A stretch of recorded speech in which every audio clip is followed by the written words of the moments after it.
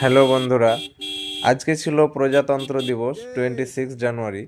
আর এই প্রজাতন্ত্র দিবস উপলক্ষে আমাদের স্কুলে একটা প্রোগ্রাম ছিল। সেই প্রোগ্রামের উদ্দেশ্যে আমি সকাল সকাল বাড়ি থেকে রওনা দিয়েছিলাম স্কুলের পথে। কিন্তু হঠাৎ করে রাস্তার মধ্যে দেখি একজন পাগল রাস্তার এদিক ওদিক হাঁটাহাঁটি করছে। তো আমি তার পাশে গিয়ে তাকে মধ্য রাস্তা থেকে তাকে আমি আমার সাইডে ডাকার চেষ্টা করি, কিন্তু সে এতটাই পাগল ছিল যে সে আমার কথা বুঝতে পারছিল না। তো আমি তাকে হর্ন দিয়ে সাইডে ডাকার চেষ্টা করি বারবার, এবং সে অবশেষে সাইডে আসে। সাইডে আসার পরে আমি তাকে একটা জ্যাকেট দেই।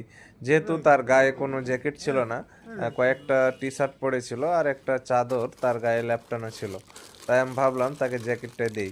এবং জ্যাকেটটা দেওয়ার পরে আমি তাকে বলি, তুমি সেই জ্যাকেটটা পরে নাও। কিন্তু সে বুঝতে পারছিল না জ্যাকেটটা কিভাবে পরবে, যেহেতু জ্যাকেটে চেন ছিল না। এটা পাগলু ছিল। তো সে বারবার চেষ্টা করছিল, সে টুপিটার মধ্য দিয়ে পা ভরে জ্যাকেটটাকে পরার চেষ্টা করছিল। তো আমি ওকে বারবার নিষেধ করি, এভাবে পড়তে হয় না, আহ, নিচন দিক থেকে পড়তে হয়। তো ও বুঝতে পারছিল না আমার কথা, যেহেতু পাগল ছিল।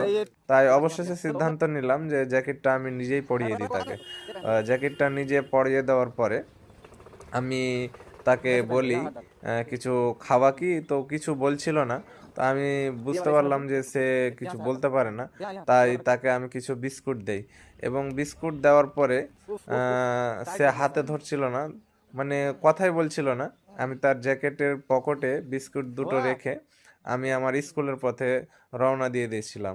যেহেতু আমার স্কুলে প্রোগ্রাম ছিল আর আমি অলরেডি লেট হয়ে গেছিলাম, তো বেশি দেরি না করে আমি তার সঙ্গে কথা না বলে আমি আমার স্কুলের জন্য চলে গেছিলাম।